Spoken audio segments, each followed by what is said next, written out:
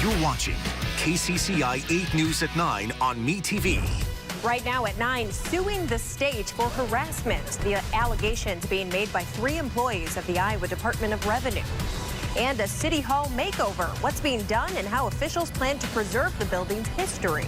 Plus, President Trump declares an opioid epidemic and a national emergency. What that means for Americans.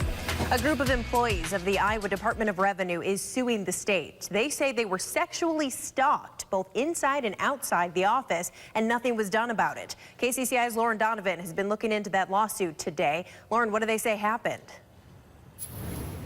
So 3 current employees here at the Department of Revenue are suing former colleague Kenneth Kerr. They say during work hours here at this building, Kerr would follow them into the bathroom and take photos of them.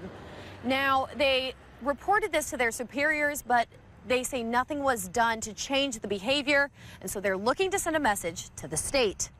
I want to highlight the fact that the employees are currently working here at the Department of Revenue. However, their attorney did tell me they aren't worried about any backlash coming from the department. Reporting live in Des Moines, Lauren Donovan, KCCI 8 News, Iowa's news leader.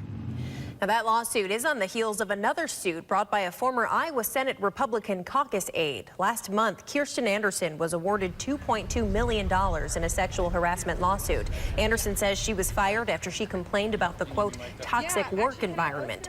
Iowa Senate Republicans are appealing that ruling. They say the money may have been improperly awarded under Iowa law.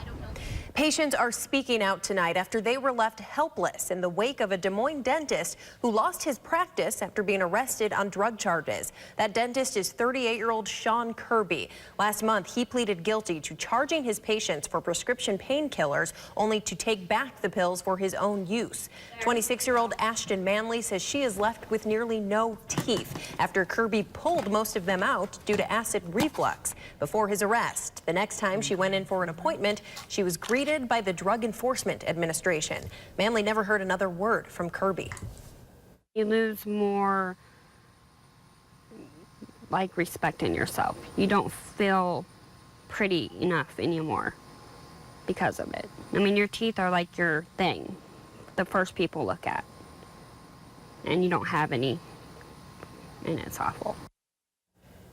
Manley says no other dentist will touch her teeth because they don't want to finish work another dentist started, and her insurance won't cover another pair of dentures for years. She spoke out to warn others. Do research on your provider so you don't end up in the same position. Renovations at Des Moines City Hall began in July of last year. It's a nearly $8.6 million project, and though the building is still closed, KCCI's Adam Brower got an exclusive sneak peek inside. He joins us live from City Hall tonight. So, Adam, when is it expected to reopen? Well, Shana, the building is expected to reopen in March of 2018, but we got inside today to see how the building, which is more than 100 years old, is being made ADA compliant.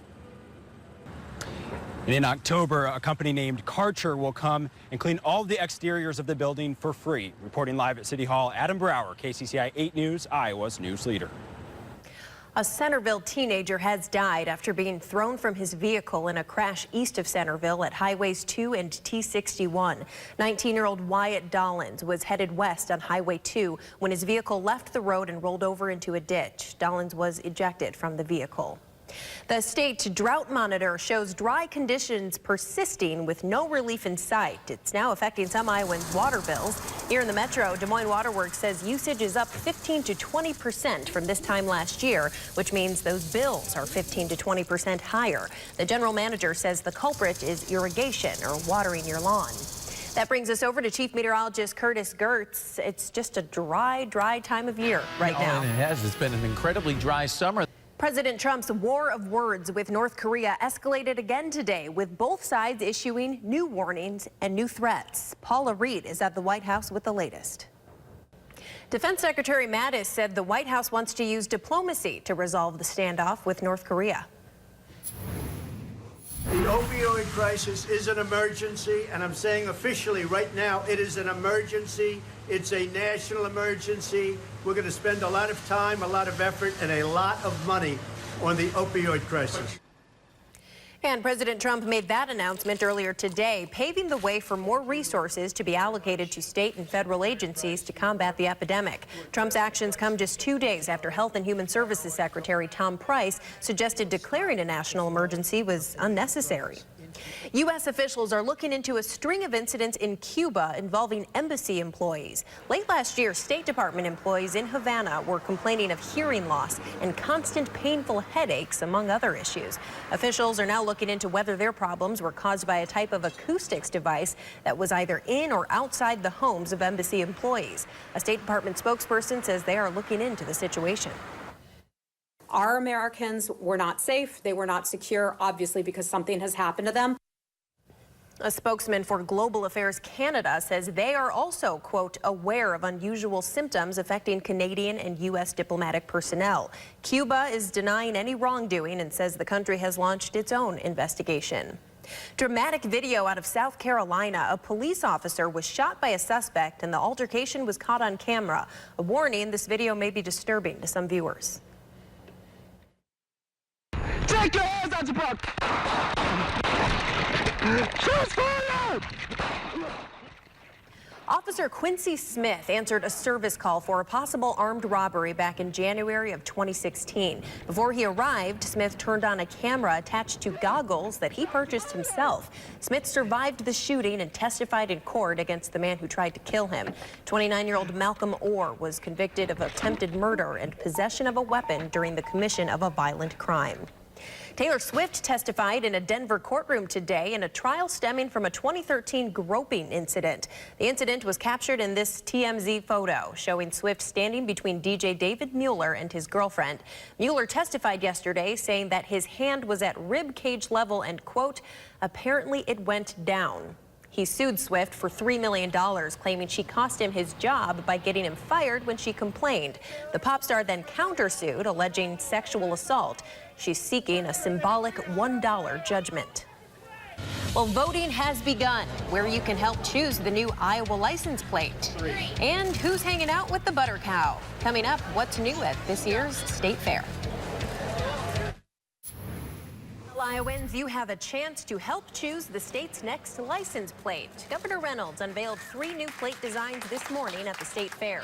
Rural and city areas are featured, as well as the state's flag. Here's what some Iowans we spoke with had to say about the new designs.